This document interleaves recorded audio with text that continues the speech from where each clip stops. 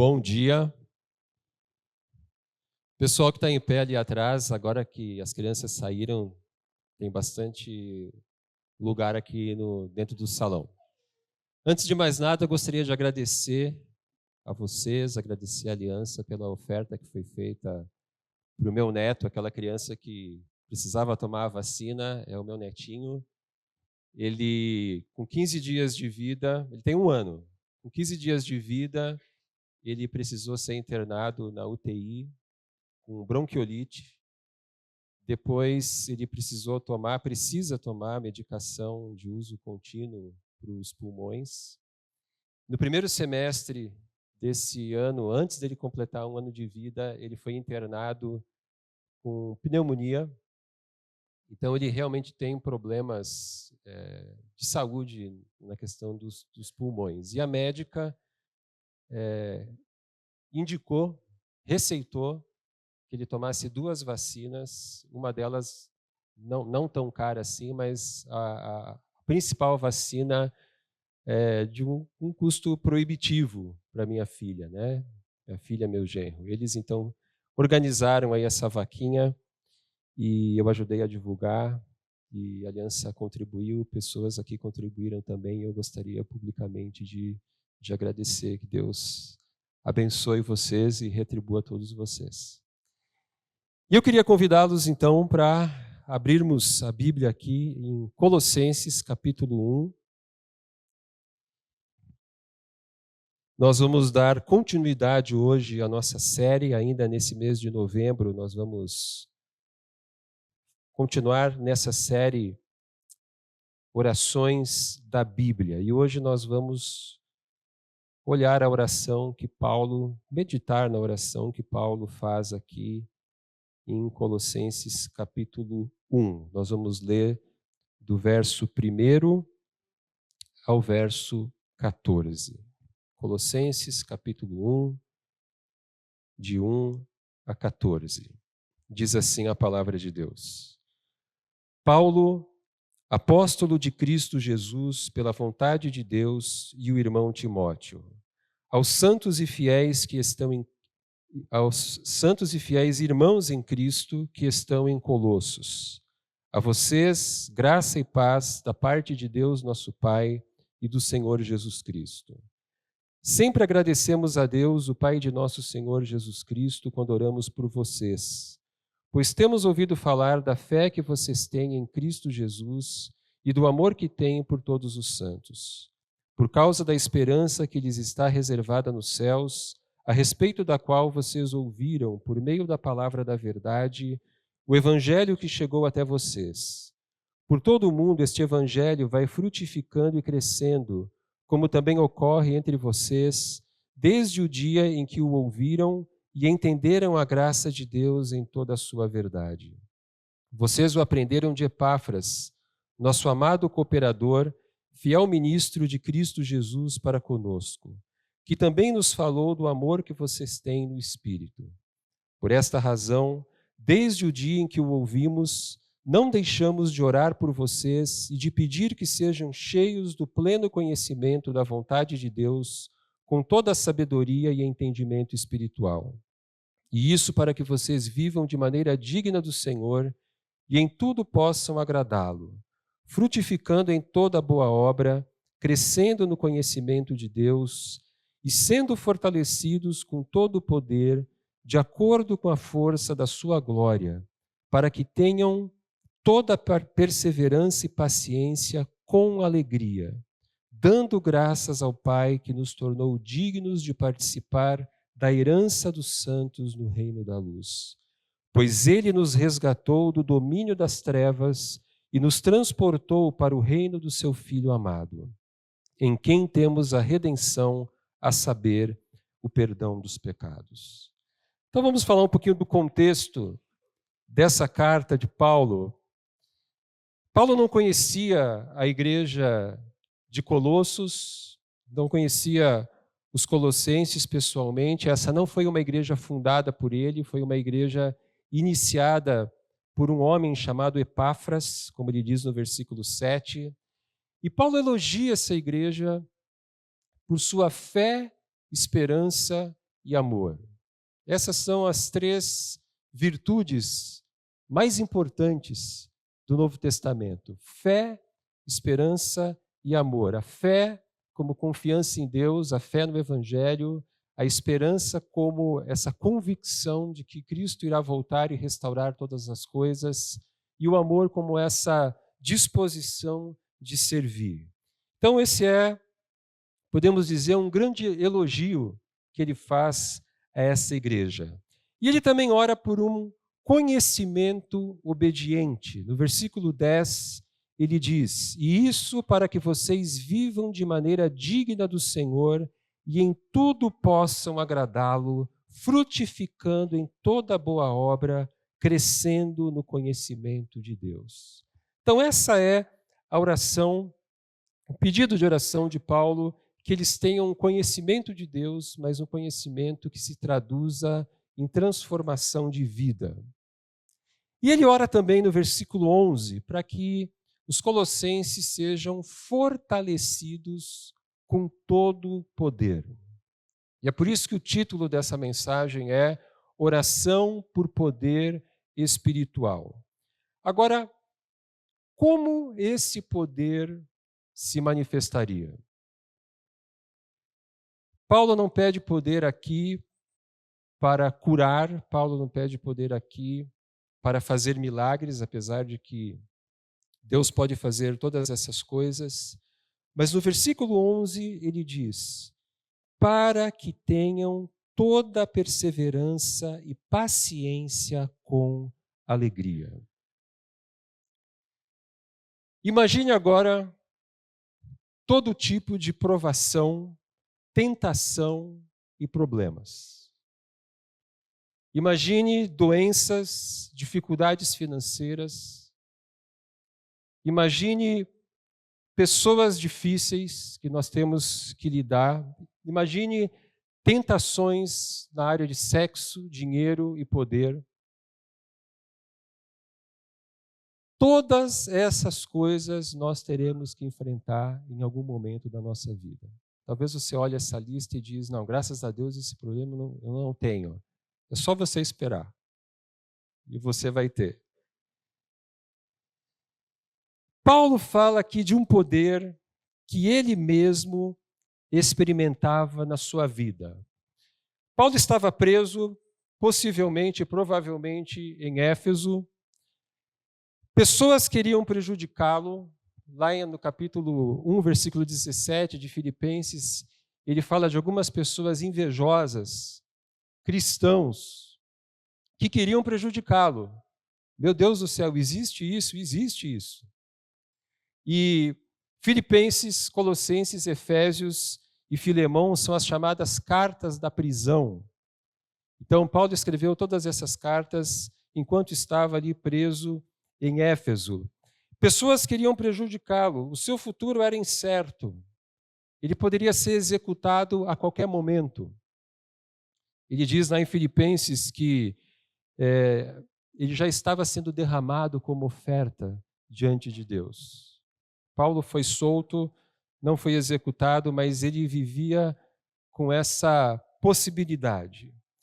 E aqui Paulo pede, então, perseverança e paciência com alegria. A palavra perseverança que ele usa aqui é a palavra grega hupomone, que significa permanecer firme debaixo de pressão. Persistência. É uma palavra que metade dela significa debaixo de e a outra metade significa permanecer. Permanecer debaixo de pressão.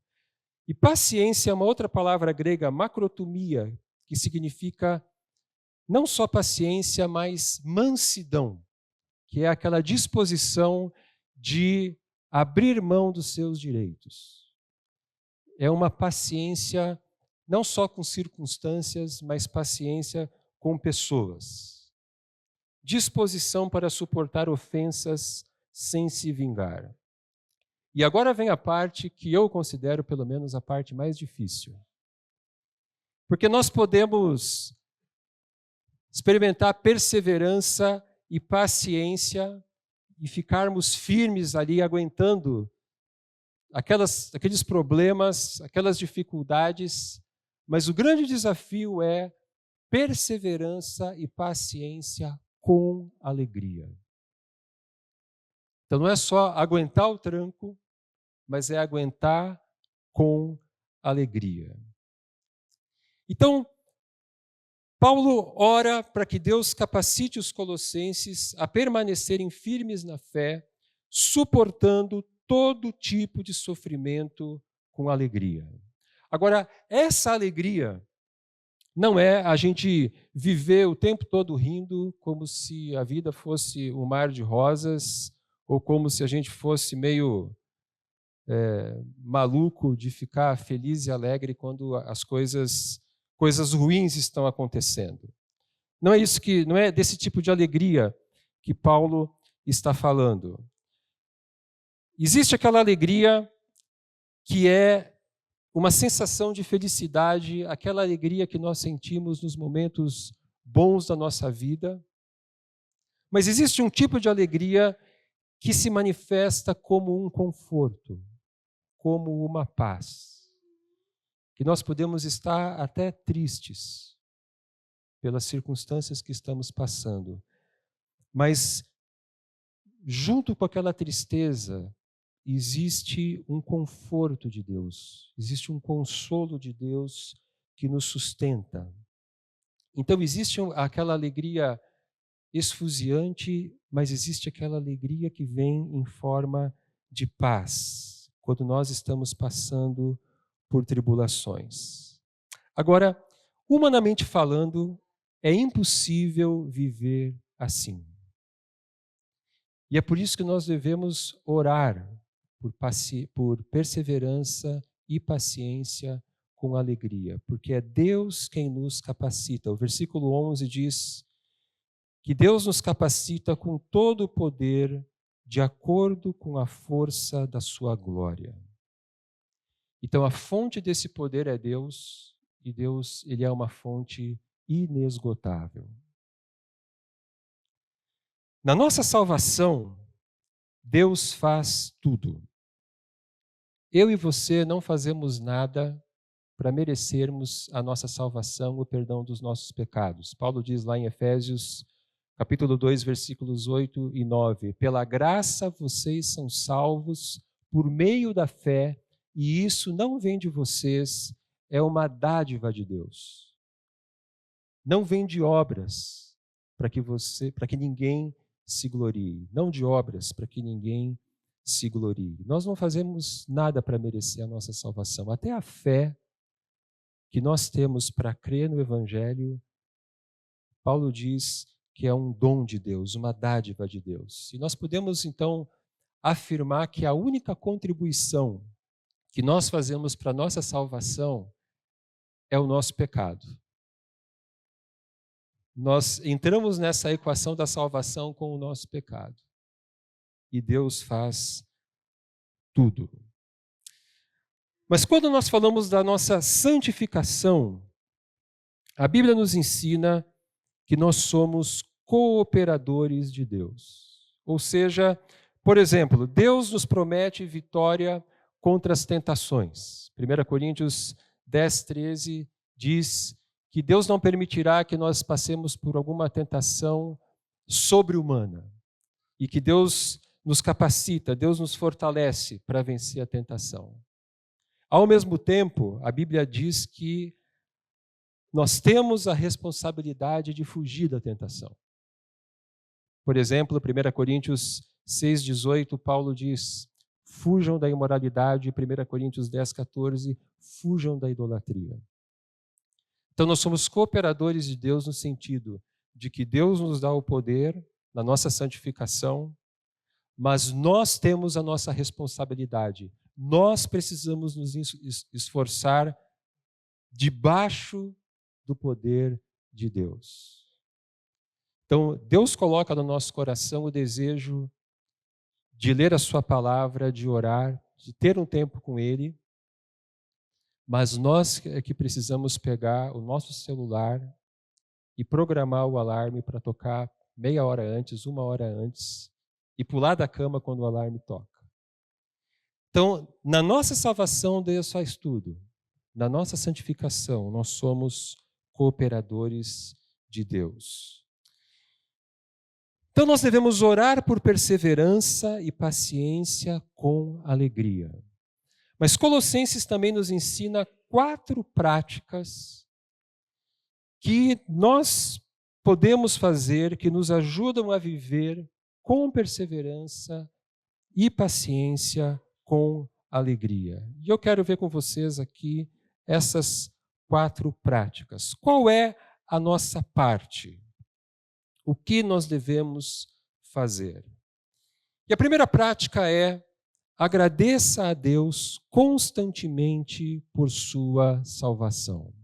Versículo 12, Colossenses 1,12 diz: dando graças ao Pai, que nos tornou dignos de participar da herança dos santos no reino da luz. Paulo descreve a nossa salvação como sendo o novo êxodo. Versículos 13 e 14 ele diz: pois ele nos resgatou do domínio das trevas e nos transportou para o reino do seu Filho amado, em quem temos a redenção, a saber, o perdão dos pecados.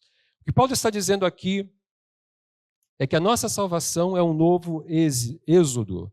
Assim como Israel foi libertado do Egito, o cristão foi libertado do domínio do pecado e do diabo, daquilo que ele chama aqui do domínio das trevas. O cristão foi libertado do Egito, do pecado e do diabo, e ele agora está indo rumo à terra prometida. Redenção significa libertação. Nós pertencemos agora ao reino do seu Filho amado. E o novo êxodo, ele foi realizado na cruz. Colossenses capítulo 1, versículos 21 e 22, diz assim: antes vocês estavam separados de Deus e na mente de vocês eram inimigos por causa do mau procedimento de vocês. Mas agora ele os reconciliou pelo corpo físico de Cristo, mediante a morte, para apresentá-los diante dele, santos, inculpáveis e livres de qualquer acusação. Então, o novo êxodo foi realizado na cruz. Nós fomos libertos do Egito e agora nós estamos a caminho da terra prometida. A nossa terra prometida é novos céus e nova terra. Quando nós habitaremos, onde nós habitaremos com Deus por toda a eternidade.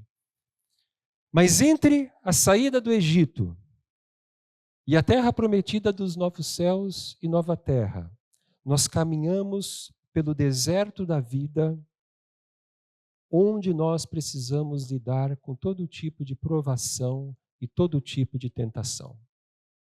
Então, essa é a imagem que o apóstolo Paulo usa, não só aqui em Colossenses, mas ele também usa essa imagem em Romanos, em Efésios, em 1 Coríntios. Nós estamos no deserto. O povo de Israel, a caminho da terra prometida, passou por uma série de provações e fracassou. E nós somos chamados agora como o novo Israel de Deus a passar pelo deserto da vida e permanecermos fiéis. Paulo diz no versículo 13, dando graças ao Pai que nos tornou dignos de participar da herança dos santos do reino da luz. Esse texto ele poderia ser traduzido também agradecendo constantemente ao Pai. O tema da gratidão é uma das ênfases de Colossenses. Paulo começa Colossenses no versículo 3, capítulo 1, versículo 3, agradecendo a Deus por essa igreja. Lá no capítulo 3, versículos 15 a 17, ele fala 3 vezes de gratidão. Ele diz no versículo 15, sejam agradecidos. No versículo 16, ele diz, cantem louvores com gratidão. Capítulo 3, versículo 17, ele diz, tudo o que fizerem, seja em palavra ou em ação, façam-no em nome do Senhor Jesus Cristo, dando por meio dele graças a Deus Pai. Então, essa é uma carta que nos encoraja a sermos constantemente gratos a Deus. E por que eu devo ser agradecido na minha salvação? Por exemplo, nós éramos inimigos de Deus e agora nós somos filhos de Deus.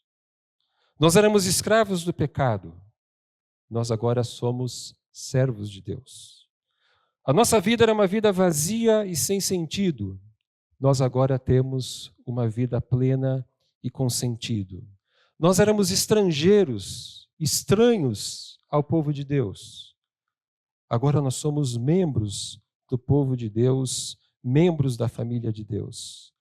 Nós antes estávamos amedrontados pela morte e agora nós podemos dizer que o nosso viver é Cristo e o nosso morrer é lucro. E esses são apenas alguns dos motivos pelos quais nós podemos agradecer a Deus constantemente pela nossa salvação. Como diz aquele cântico, meu Jesus Salvador, outro igual não há. Todos os dias eu quero louvar as maravilhas do teu amor. Consolo, abrigo, força e refúgio ao Senhor. Com todo o meu ser, com tudo o que sou, sempre te adorarei. Essa deve ser a nossa postura, essa deve ser a nossa atitude diária diante de Deus. Todos os dias eu quero louvar as maravilhas do teu amor. Então, agradeça a Deus constantemente pela sua salvação. A segunda prática que Paulo menciona em Colossenses e que nos ajuda a viver com perseverança e paciência, com alegria, é a seguinte: desenvolva uma visão espiritual da vida. Desenvolva uma perspectiva espiritual da vida. Isso significa que tudo que nos acontece faz parte do propósito de Deus. Nós não estamos à mercê das pessoas, à mercê da sorte ou do azar, como se diz. Nós não estamos à mercê do acaso, nós estamos o tempo todo nas mãos de Deus. E entender as coisas dessa maneira é ter uma perspectiva espiritual da vida. Colossenses capítulo 1, versículo 24. Colossenses 1, 24. Paulo diz: agora me alegro em meus sofrimentos por vocês e completo no meu corpo o que resta das aflições de Cristo em favor do seu corpo, que é a igreja. O apóstolo Paulo estava preso injustamente, mas ele entendia que a sua prisão era parte do propósito de Deus para a sua vida. Ele não via a sua prisão como uma questão, as pessoas foram injustas comigo e eu vim parar aqui. Eu tive azar, eles conseguiram me prender. Paulo via a sua prisão como parte do propósito de Deus. E ele via que Deus estava usando a sua prisão para edificar a sua igreja. E Deus está fazendo isso até hoje, porque foi na prisão de Éfeso que Paulo escreveu as chamadas cartas da prisão, que eu já mencionei aqui: Efésios, Filipenses, Colossenses, Filemão. Talvez, se Paulo estivesse correndo de um lado para o outro, evangelizando, fugindo dos seus perseguidores, ele não tivesse tido a tranquilidade que ele teve para escrever uma carta, por exemplo, como Efésios. Então ele entende que parte do propósito de Deus para a sua vida era sofrer pelo Evangelho. E é por isso que ele diz: agora me alegro em meus sofrimentos por vocês, e completo no meu corpo o que resta das aflições de Cristo em favor do seu corpo, que é a igreja. Então, Deus usa os nossos problemas, as nossas provações, as nossas tentações, e Ele usa isso com um propósito. E nós podemos dizer que, basicamente, Deus usa os nossos sofrimentos para nos tornar semelhantes a Cristo. Deus está moldando o caráter de Jesus em nós. E Ele usa as tribulações para isso. Romanos capítulo 8, versículo 29. Aqueles que de antemão conheceu, também os predestinou para serem conformes à imagem de seu Filho.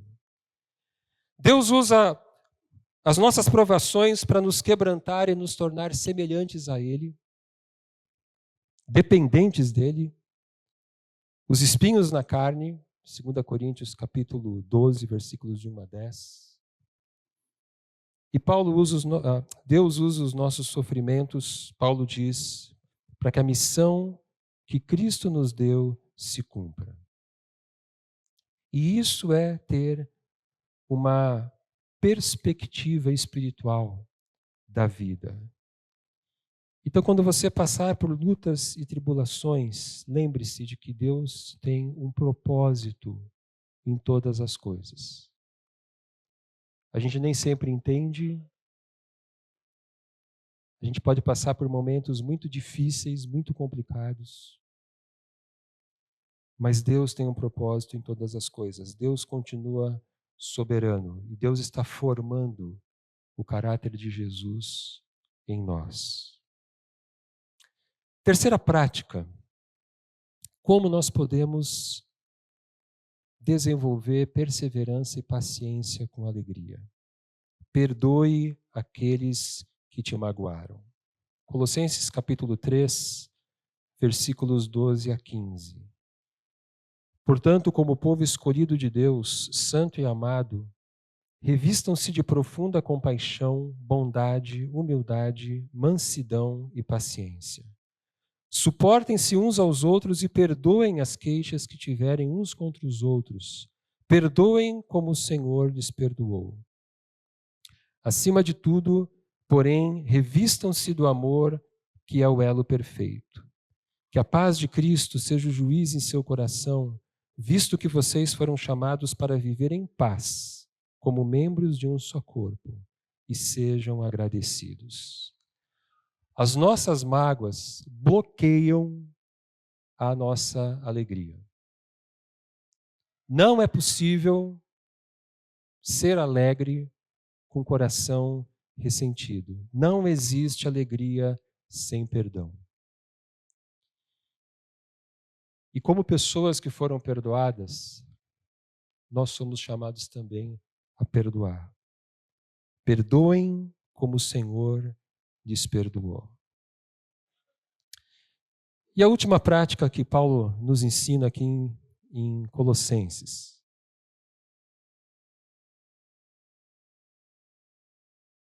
Cerque-se de irmãos que edifiquem e encorajem você.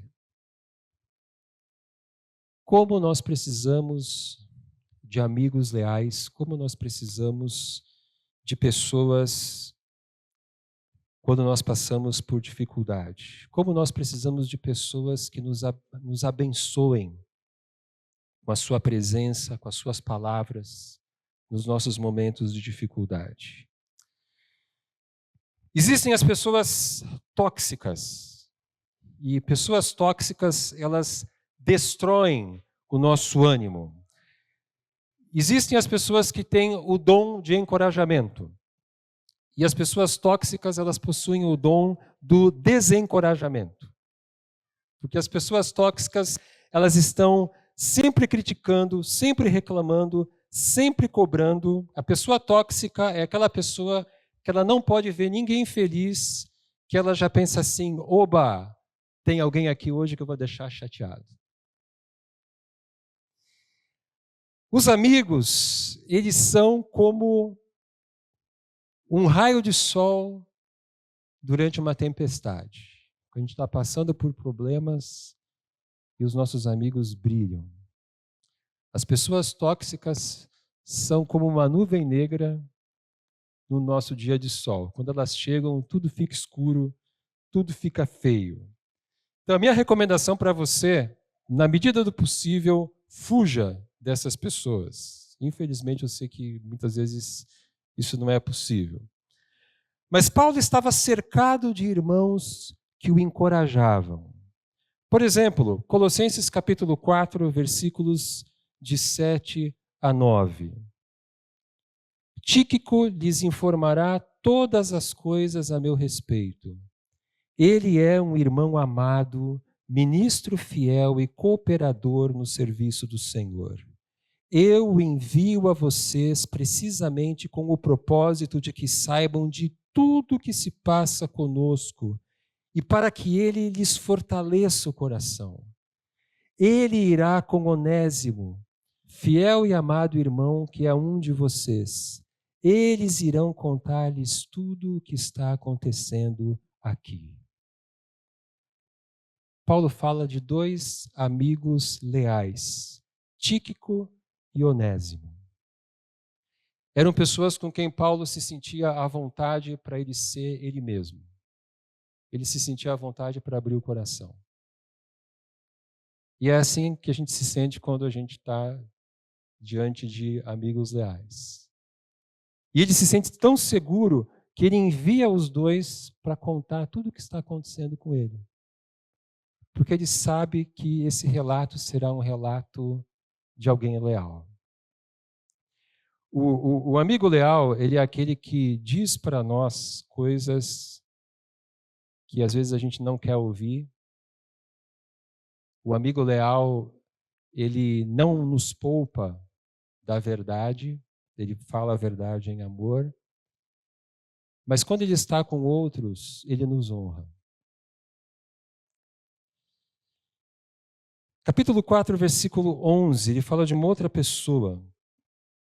Jesus, chamado justo, também envia saudações. Esses são os únicos da circuncisão que são meus cooperadores em favor do reino de Deus. Eles têm sido uma fonte de ânimo para mim. Paulo menciona esse Jesus chamado justo. Jesus era um nome muito comum no primeiro século. Na verdade, Jesus é a forma grega do nome Josué. Jesus é o nome em grego de Josué em hebraico. Então, muitos judeus se chamavam Jesus, não apenas o nosso Senhor Jesus. E Paulo diz uma coisa que ele fala de Jesus e de outros também, mas ele diz ali no final do versículo 11, eles têm sido uma fonte de ânimo para mim. Pessoas tóxicas sugam a nossa energia. Mas existem aquelas pessoas que nos dão energia. Epáfras, capítulo 4, versículos 12 e 13. Epáfras, que é um de vocês e servo de Cristo Jesus, envia saudações. Ele está sempre batalhando por vocês em oração, para que, como pessoas maduras e plenamente convictas, continuem firmes em toda a vontade de Deus. Dele dou testemunho de que se esforça muito por vocês e pelos que estão em Laodiceia e em Hierápolis. Epáfras, um homem de oração. E como é bom quando a gente tem aqueles irmãos que a gente, na hora do aperto, a gente manda um WhatsApp para eles, dizendo assim, por favor, ora por mim que eu estou precisando. Todos nós precisamos de intercessores. Então, olha que coisa bonita. Paulo tinha Tíquico e Onésimo, amigos leais, com que ele se sentia à vontade, podia abrir seu coração. Ele tinha Jesus, o justo, que era uma fonte de ânimo para ele. Ele tinha Epáfras, que era um homem que orava por ele e orava por outros. Então Paulo orava para que a igreja de Colossos experimentasse perseverança e paciência com alegria. E nós devemos orar também. Porque estas coisas só são possíveis por meio do poder de Deus. é Deus quem nos concede perseverança e paciência com alegria. Mas nós somos cooperadores de Deus na nossa santificação. E aí nós vimos 4 práticas que nos fortalecem para vivermos com perseverança e paciência com alegria. Agradeça a Deus constantemente pela sua salvação. Desenvolva uma visão espiritual da vida, uma perspectiva espiritual na vida. Tudo tem um propósito. Perdoe, porque as mágoas matam a nossa alegria. E por último, cerque-se de pessoas que te edifiquem e que te animem. Amém? Vamos ficar de pé? E vamos terminar cantando esse último cântico.